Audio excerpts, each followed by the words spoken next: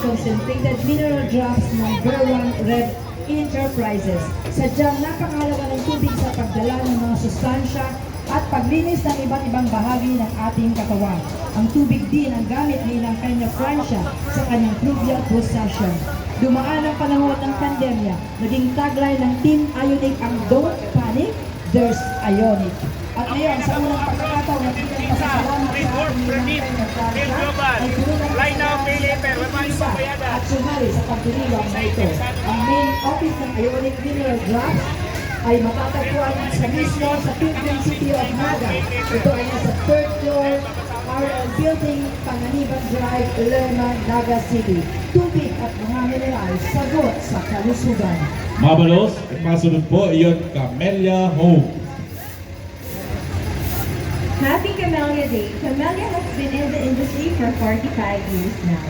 As the leading community developer in the Philippines, Camellia has remained committed in providing the Filipinos as well as the Bicolanos their dream home and community.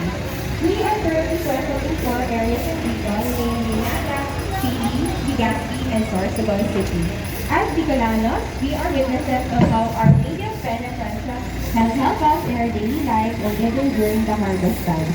She is a symbol of hope to us and reminds us that God is always by our side. And because of that, we learn to be resilient. In return, we give Him honor by devoting ourselves to His greatness and divinity. And as a way of remembering Ina, we always have something that represents her, and we even have her image at our homes. Camellia is one with every Bicolanos and being devotees of Ina because she is an essential foundation in making our houses truly at home.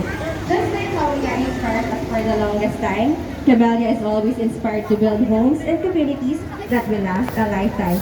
Viva la Virgen! Thank you. Ang masunod po iyo ang the Global Immigration Services Corporation.